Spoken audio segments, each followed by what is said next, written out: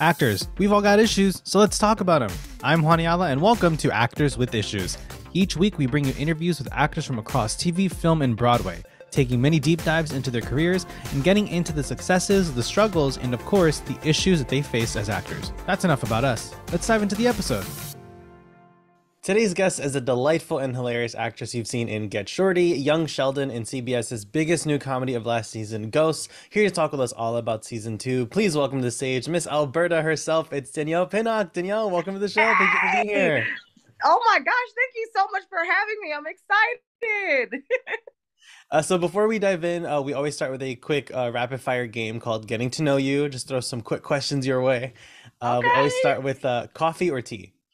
Oh, tea. Ginger tea to be specific. I love tea. Film or television? I have to say television. Love it. Drama or comedy? I do love a good comedy. Yeah. Hero or villain? Listen, the villains get, a bad rap, but I'm telling you, Ursula is still one of my favorite characters to this day. New York, LA, or Montreal? New York, without question. That's where my family is. They're in Brooklyn, New York, every day. Stage acting or screen acting? Okay, now this is when we get into the Sophie's Choice right now. Okay, I listen. Stage acting was my bread and butter for so long, and my passion. But I have to say, I do like TV acting. I think I gotta put that first. Yeah. What was the last show that you binge watched? The last show that I binge watched was League of Their Own, and I'm also going to throw Reboot in there, which I think is Mm, just absolutely fantastic. yeah. What was your first non-acting job? My first not oh, my mother's law office. My mother is an immigration attorney, and I was her receptionist at 13 years old. And that's where I learned everything, how to file, how to like type in data. She used to bring me to court with her. Like I would be in the same little business suit as her. That was my first job. Oh, that's so funny. If you could have lunch with any actor, dead or alive, who would it be? Ooh, lunch. Okay, well, really, it would be brunch because that's what I'm into. So I would probably have to say Viola Davis. I Amazing love her choice. so much. I just saw her in The Woman King. I would So love to good. do brunch with her. Ah, that movie was amazing. What is a movie that never fails to make you laugh? Bridesmaids still holds up. Yeah, Still holds up. Melissa McCarthy is a national treasure. genius. Yeah. And speaking of Ursula, there we go. Can't wait for that. I Uh, mean, and what movie never fails to make you cry? ooh, made me cry. Mm. There's this movie called what is I think it's Life is Beautiful. That definitely makes me cry all the time. It's so good. It's so Hmm. good. And lastly, describe your most memorable audition in 3 words. And memorable can be good or bad, so that's entirely up to you. And the bad Um, ones stick with us a little more, right? one of my Beyond Ghosts, I would have to say there was a play in Los Angeles that was being directed by Coleman Domingo called Barbecue at the Geffen Mm. Playhouse. And I was such a huge fan of his because I'm an avid theater nerd.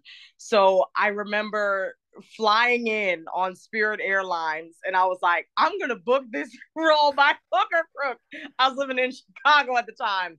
I had no audition appointment. I just showed up, and I had memorized the entire script, knowing that they only needed like a sample for me to audition for. But I was like, I don't know what sample they're gonna do because I have no agent right now.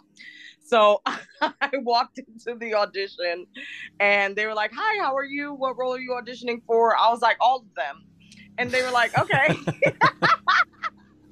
Like, okay, she's a jokester, but I was dead serious. And they're like, oh, we've never seen you before. Do you live in LA? And I was like, yeah, I live in like Sherman Nice because I didn't really know what the neighborhoods were Yeah. and all. So I was just making neighborhoods up. And they were like, oh, she's funny. She's a comedian. But literally still dead serious. And Coleman and I just fell in love with him. He's so incredible, such an amazing person to work with. But that audition, I mean, it went well, but I would suggest no actors to lie to get a job. Please don't do that. I got the job as an understudy, and hilariously enough, Rebecca Wasaki was in the show as well too, who plays Hetty. So Yeah. that's where we first met. So then we saw each other on the Ghost set. We were like, "Oh my God, sis, we're back!" So everything was truly full circle from that production. Mhm. So I'm curious, with no two actors' journeys are alike. So when was it that you knew you wanted to be an actor, and what was it about acting that sort of like motivated you to keep going? Because I know it's a very tough business, and we often want to Yeah. quit. So what kept that motivation going?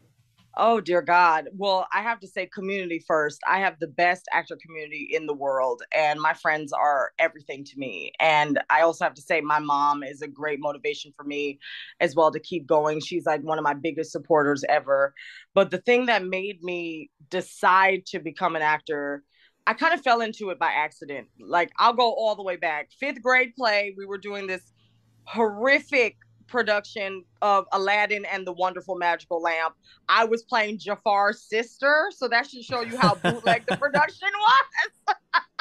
We had to buy our own costumes, and my religious grandma took me over to Party City, and literally she had me, there was like this belly shirt and these tights, see-through tights, and she was like, not on my watch. So she put me in a full leotard and full like leather pants underneath, and as I walked I was like swishing like an NBA player on stage. I sounded crazy. And I looked like just this big black cat. Like I looked insane. But it was that production that my mom was like, "Oh my gosh, she's talented and this may could be an outlet for her," because child sports was not it for me. I had asthma. So she was like, "This could be a really good thing." And she was a single mom, and she was like, "You know what? I think I want you to explore this." And it was really my mom that pushed me to, explore my passion, because I was such a timid and scared kid. I'm still kind of the same kid I was growing up. I was an introvert, and that theater really did bring me out of my shell. So I think it was like when I was in college and I said, "You know what, I want to major in this." And obviously I come from an immigrant family, and my mom was like, "Yeah, we're gonna need that double major in pre-law."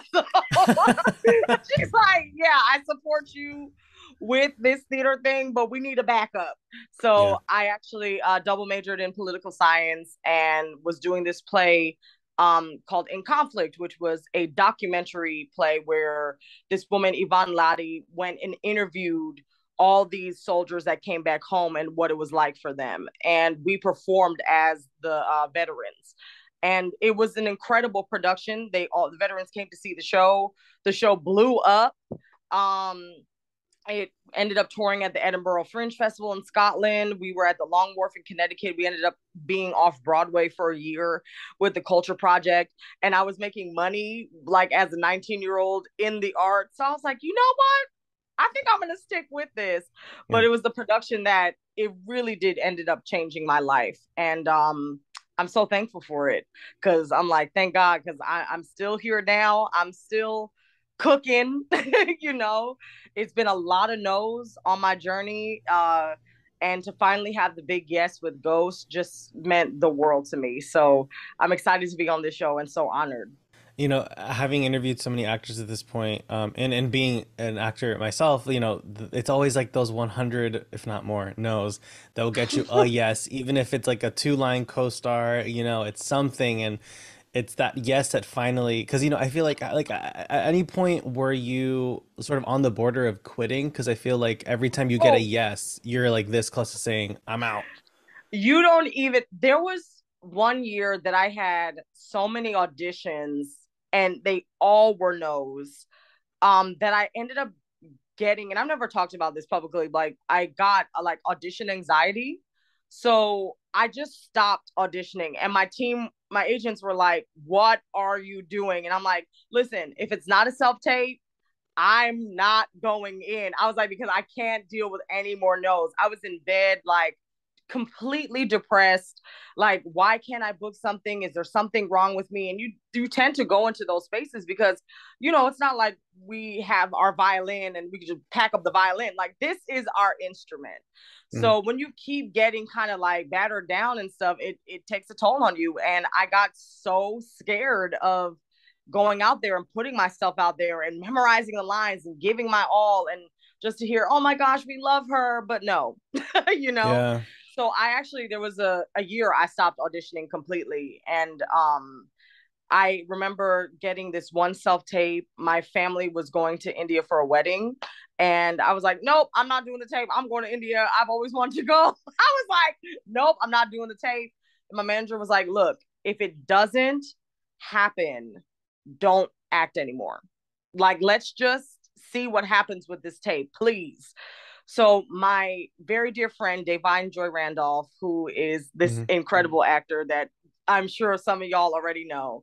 And she said, sis, I'm going to come be your reader. Let's just do it. And let's just play around. So she came to my little rinky dink apartment, and she was my reader for the audition. But the thing is with Davine is like she gives her all in everything. So as the reader, she's giving tactics, she's giving beats, she's giving. And I was like, Davine, you don't have to do this much, sis. We can just feel it. She's like, no, because in this moment you got to do this. So what I'm gonna do is this. And I said, okay, girl. She is such a brilliant actress. She's so precise. So even as a reader, she's like the best reader ever. So I remember having fun with her doing the thing, and she was like, let's send these 2 takes in. And I sent them in, and then I was packing up for this India trip, and they were like, hey, you booked it. And I was like, off tape? And they were like, yeah. So I was like, okay, well, I guess I'm not going to India. I'm going to go shoot Dollface, which was the Right. show with Yeah. Kat Dennings. And that was like my first job back. And it was brilliant. It was an amazing production to be on. Kat is like an incredible human being, but that job got me over my audition anxiety. So after that, I was like, okay, maybe I can book. Okay, let me get back out there. And sometimes Yeah. you just need a break, you know? Yeah. Sometimes you need a break. It's hard out here. It really is. And I have a page online called #booked about the actor's experience that I co-create with my best friend Lanisa Renee Frederick. And we did that page because we needed an outlet. We were not booked. You know what I mean? Mm-hmm. Like, I think people are seeing the success of Ghost and they're like, yes, girl, you killing it. Come on, W Bag. Hell, CNN. Yes, girl, you doing it. Hey, coins. And I'm like, y'all don't understand how broke I was before this. Yeah. Like broke, like dead end jobs, odd jobs, trying to make this dream happen for like 17 plus years. And I've been in the game. You know what I mean? Like, I've been in the game for a hot minute, performing for thousands of people, performing for 2 people, performing in black boxes, performing in basements. You know what I mean? So like, this feels so sweet to finally have Ghost, to be in an ensemble that I love and care about, like family, to be Mm-hmm. playing a role that's not occupationally driven, that's not no like sassy black woman. She's this delicious diva that has these incredible shades of vulnerability. And it really does feel like a dream come true. And I hope that for all actors that are in the struggle and in the hustle right now, that they all get their big thing. And with the show, it really shows how much love there is. Like, I know it's so cheesy to say, like, you guys must, but like, it really does. Even like, I follow like all you guys on social media, and just seeing like all of the foolishness is going on, like backstage and all Oh of my that. Like, gosh.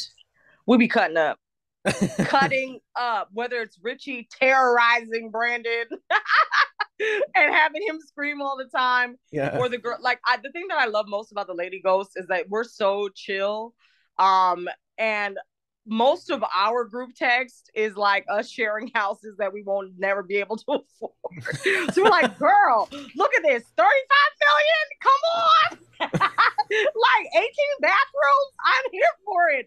That's literally our group Yeah. text chain. And like interior design, and like we just started one for crafts as well. So Mm. Rose, who is a huge craft head, like loves to knit and sew, and she's like amazing at all of these things, yarn and knitting and all these things. And so like our group text now is scarves. Like it's so simple. Yeah. So I want to go back a little bit to your audition for Ghost. So I do Yes. remember last time we talked, you were on my other podcast for Media Village. You had mentioned that you were a replacement for someone initially. Yes. So because of like the COVID shutdowns and all of that, Yeah. scheduling conflicts, all these things were shifted around and people were sort of going in and out. So what was that initial audition experience like? And then getting that call like, hey, we actually want you on the show. Like, what was that It whole thing? was surreal because there were two faces of Ghost. Pre-pandemic, they'd already had their cast, and then there was talks that once the pandemic happened that the show wasn't going to happen anymore, and then they got the green light again. So they had to, replace some of the cast members that were like, hey, I'm staying inside, or I got another job, or I'm actually back home, overseas. So when I got the initial audition for Alberta, I was like, wait a minute, we going back to work? I think that was my first response because I'd been in my house in my pajamas watching Oprah reruns and making focaccia bread. Like that's what I was doing in the pandemic. You know what I mean? I was watching Selling Sunset, all my good reality TV shows, Mm. living my best life. And so I was like, oh my gosh, when I thought about going back to work, the first thought I had was, dear God, I think I've gained like 15 pounds, this bread. I need to get back to my fighting weight. Wait a minute. So my manager said, listen, just like put it on tape. Let's see what happens. And I'm like, you know what? I'm at home.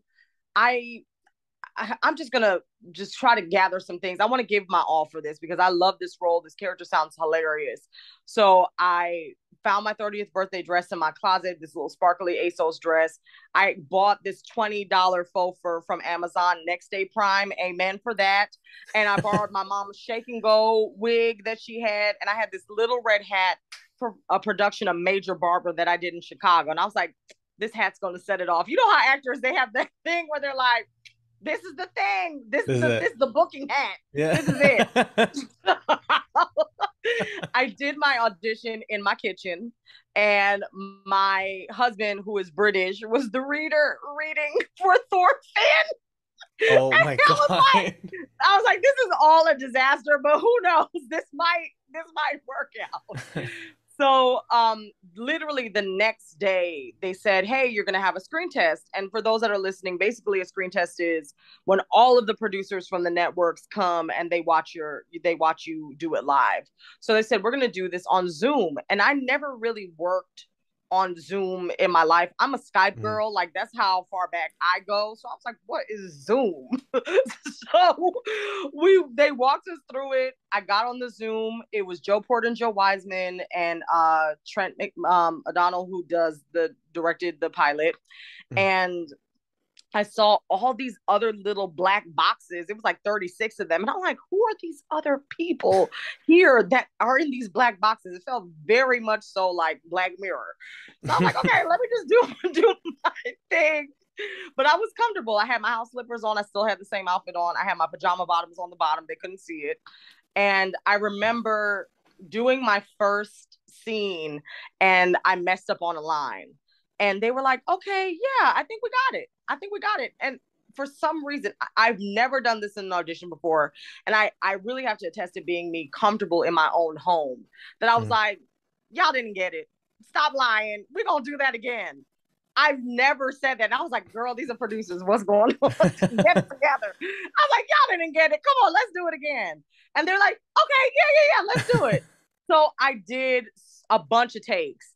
And every take, I improvised a new button at the end of the scene. I was like, you old jalopies, or doing stuff that was really 1920s related. I was like, me and Langston Hughes had a thing. Like all kinds of stuff, inappropriate stuff. And I was like, girl, this is CBS. This is not HBO. Get it together with these improv. But every take, they were like, this is so funny. They were starting to find the character within my audition. So when I got the news that I had, even let me back up a little bit. We did that audition. It went well. My manager said, yeah, they really like you. It's between you and somebody else. And then they called back again and said, hey, we really loved what Danielle did. Can she re-audition without the hat? And I was like, dear God, this hat is going to ruin my life. So the day of the re-audition was the day of my Taraji B. Henson Unmentionables pitch meeting. And they scheduled them at the same time. The audition and the pitch were on the same time. And I was like, okay, Sophie's choice. I have to meet Taraji. I was like, I guess I'm not going to be in Ghost because I have to meet and see Taraji and her face on this Zoom. So I told my manager and he said, let's see if they can reschedule it. And they were like, thankfully they did. So I was able to do both on that day. And it was like one of those weird actor pandemic incredible days where I met a celebrity on Zoom and then got to screen test for a series regular role. I'd never had that moment in my life, in my career pre-pandemic. So it just felt like such a dream to be able to do all of these things in my kitchen. I loved it. So that Sunday, I will never forget, I was on a call with my best friend, Lanisa Frederick. We were talking about what sketches we were going to plan for #booked. And my manager, Frank Gonzalez, came at my apartment, full mask on, full shield, and just like literally threw these like champagne chocolates at me because this was the time, it was before vaccines or anything like that. He had his gloves on and he literally just like lassoed these things like a frisbee to me. And I was like, Frank, what are you doing in the valley? What's going on? Like, because he's from Santa Monica, so that trip they rarely be coming up to the valley. So I was like, what are you doing in my hood? What's going on? And he was like, you booked it. And just frisbee the champagne chocolates at me. And I was like, what? And so I went inside and my friend was recording on the Zoom because we were doing our meeting. And she was like, girl, what happened? You look crazy. What's going on? And all my neighbors were like, because I live in this little complex, they just heard me screaming. So everybody thought somebody was getting murdered, obviously. Okay. My one neighbor was like, do I need to call the cops? What's going on out there? And I was like, I booked it. They were like, what? And I was like, I'm about to be on TV. And my whole complex was like, yes, go girl. That's so sweet. You're doing it. And it was crazy because they like always see, like everybody in my complex, I know that I'm the weirdest neighbor ever because I'm always like, for my sketches in weird outfits, wigs, leaving the complex, doing weird stuff. You know what I mean? I always look crazy when I'm going out to audition and stuff. So they were all like so celebratory. And my best friend recorded it on Zoom. Like, and it was just like, it was the best moment of my career. And if I have any advice to give any actors, really, it's just go for it in these auditions. Do the, like, especially for comedy, not so much drama, because I don't want to give anybody bad advice on drama. Like, don't go into Shonda Rhimes trying to improvise. just stick to the script for Shonda. But for comedy, feel free to just improvise.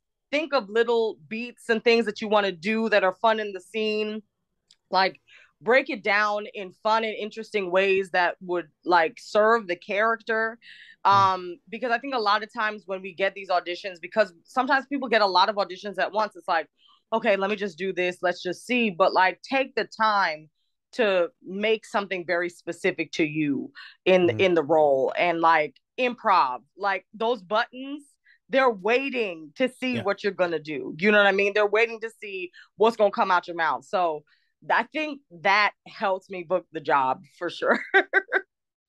So we're going to play a little quick mid-interview game that's inspired from the prom episode of Ghosts last season. Yes! So we're going to do some superlatives with the cast of Ghosts. So who is most likely to break a scene? Asher. Who plays Trevor? Asher Grodman for sure. Yeah, without And who's question. most likely to make someone break? Ooh, I have to say it's between Devin Long and Brandon Scott Jones, Isaac and Thorfinn, because sometimes Brandon be doing these improvs that be taking me out and you don't expect them. So it's just like he'll do a scene like 2 to 3 times the same way. And then he'll just do another thing and you're like, wait, I got to take a beat because this is funny. So I'm going to say for this one, Brandon Scott Jones, for sure. Yeah. And similarly, who's the best improviser? Karsh is fantastic. Ukarsh is Improviser. really, yeah, he's actually, let me keep it what I had before. Brandon for the other one, Ukarsh for the improviser. He's been phenomenal. Hmm. Truly masterclass. Who is most likely to win the Amazing Race? Huh. Devin. I think that Devin for sure. Yeah. Without question. And who is most likely to win American Idol? American Sheila. Sheila, she's an incredible singer. Hmm. Sheila Carrasco, who plays Flower. Without question, she's winning. Most likely to play a supervillain? Rebecca Wasaki. Rebecca, she can do it. She got the range. She's amazing. Yeah. And most likely to star on Broadway? And Vermont. Ukarsh literally has before, right? He was in I the know. See, freestyle. we gonna cut him out. We're gonna cut him Yeah. out for this. But Ramon Zaragoza, Yeah. incredible and such a theater geek, just like me. He's gonna be on Broadway. Most likely to survive a horror movie? Okay. I don't think it's gonna be Richie. I don't think it's gonna be Richie. I was thinking about that and I was like, he's gone in the first 10 minutes. Rose. Rose is very crafty. I think Yeah. Rose can survive. She's a survivor, Destiny's Child edition. Come on. Yeah. She's gonna do it. She's gonna survive it. And most likely to get along with a ghost? I would now say Richie for sure. Richie would He definitely be like, seems like oh the hi. loveliest guy, right? Yeah, he's like, hey, you want something to eat? Okay. Like he's so sweet.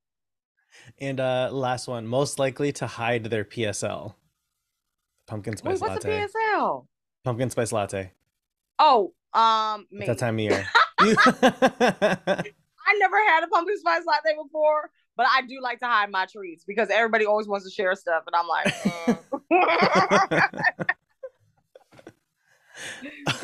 for So sure. with the name of our show being Actors with Issues, you have talked about so much already and given so much advice, but what comes to mind as like something that you know now about whether it's acting or show business that you wish you'd learned earlier? Um, it's called show business. There's such a huge business aspect to this industry that I feel needs to be taught in colleges, in drama schools, in graduate schools. And a lot of times they teach it in the final year as like a one semester thing or a 2 week thing. Somebody comes in. This needs to be a full 4 year Mhm. discussion from how to, talk to casting directors, how to network, how to write a cover letter, what headshots to get. I was very fortunate to work in a casting office at Mhm. Cindy Tolan Casting in New York when I was a teenager, and that experience truly changed my life and how I saw the industry because I realized it's not about, you know what I mean, coming in, being prepared, doing all the scenes. There are so many other factors beyond you. So all you can do is just give it your best. You Mhm. know, like the producer may come in and be like, oh, I have a friend. I think I want her in it. That has nothing to do with you. So, Yeah. like, do not take this stuff personal. Just go in there, do your best, and know that the booking will come if you keep doing your best in the job because the casting directors will be like, oh, I'm a fan of this one. I like this one. But also know your business. Watch the TV shows, Mhm. watch movies. There's so many actors that I know that are in theater that are like, oh yeah, no, I don't watch TV. Why not? You know what I mean? Like, Yeah. watch these shows. Know the vocabulary. Know who the showrunners are. Know who the casting directors are. Follow these people online. Tell them you love Mhm. their work. Don't be weird about it. Don't be like, hey, I need a job, but can you please cast? Don't be weird about it. Love your work. Hope to work with you in the future. Keep it light. Keep it bright. You know what I mean? And also, I think another thing that I would say, like as a piece of advice, is to create your own legacy. I think a lot Mhm. of times we are relying to book a job, but that's that person's legacy. What about yours? For me, I know personally working in documentary theater and creating my one woman show, was my saving grace, because I was able to have so many people all over the place come and see the show. And it ended up being a showcase for me. Now, I know theater is in a different predicament now due to the pandemic, but people can create content online. That's your own legacy. More people probably know me from hashtag booked and the stuff that I create on my personal page, Body Courage, than they do on TV. You know what I mean? So I would also say create your own legacy. The only yes that matters is yours when you do that. So just keep going and doing that. Yeah, that's my advice. So before we go, we're gonna just do a few non-rapid fire questions, but they're still Okay. short and sweet. Um, Fill in the blank. If I weren't working in the arts, I'd be. If I weren't working in the arts, I'd be a chef. Me I too. love I feel like that's cooking. a very common answer too. I love cooking. And Brandon Scott Jones and I were probably the best cooks in the cast.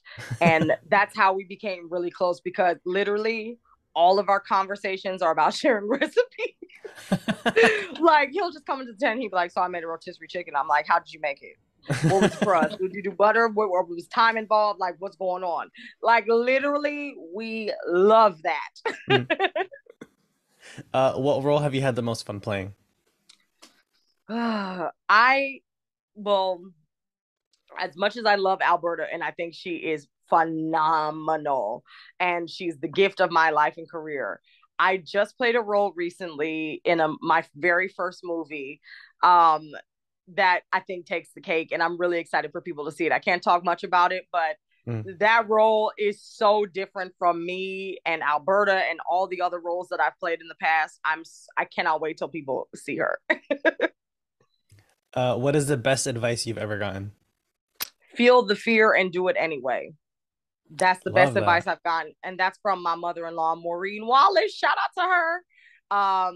The other best advice I got, which is a little raunchy, was from my musical theater teacher, Peter Reynolds. Nipples to the wind, which is kind of the same thing. Which is the same thing. Feel the fear and do it anyway. Mm. Because I think a lot of times people stop themselves from creating because they're so scared, and it's the what if, the unknown that you don't know. But all of it is scary. Life is scary. Just do it. Just do Mm. it and see what happens. If you fall flat on your face, get up. That's it. What is the worst advice that you've ever gotten? Dear God. Um, the worst advice I've ever gotten was lose weight and you'll get more roles. Oh That's the boy. worst advice. Yeah. That was the worst. Like, so many people have been like, "Girl, if you get on this little slim fast, or if you do this little beet juice cleanse, or if you do this, you're gonna lose 20 pounds in 2 weeks, and then you can get more roles." That can't be farther from the truth. I'm gonna be Right. working. I'm gonna be working. Look at Queen Latifah. Look at Octavia Spencer. Look at Natasha Rothwell. Look at Davine Joy Randolph and all Right. these other incredible Dolce Sloan, Nicole Byers. You know what I mean? There are so many women that look like me that came before me that are doing it, and they're gonna be doing it for the rest of their lives. So I have full confidence and I'm good as I am. Lastly, in 10 words or less, what advice would you give to a young actor? Oh, okay. You are enough. And also, I would have to say, don't worry about your competition. You're your own competition. I Mm. think the thing is, people start playing that game of, "Oh my gosh, I'm not going to be good at this because so and so is here, or this person's in the audition room," and they count themselves out. Don't worry about these other people. Just worry about you. That's it. Yeah. Awesome. Well, Danielle, thank you so much for taking the time to chat with us. If anyone wants to give you a follow on social media, where can they find you? Yes, you can find me at Body Courage, BODYCOURAGE, on all platforms, TikTok, Twitter, and Instagram. And you can also find me at hashtag booked if you like some actor comedy. And that is HASHTAGBOOKED. Awesome. And folks, you know the drill. You can find us on Instagram at Actors with Issues. Give me a follow at Juaniala Official, and you can find more of our show on YouTube, Spotify, Apple Podcasts, or wherever you get your podcasts every Monday, with bonus episodes on Thursdays, and catch new episodes of Ghosts Thursdays at 8:30 p.m. Central, and binge all of season 1 right now on Paramount Plus. I'm Juaniala. This is Actors with Issues, and we'll see you next week.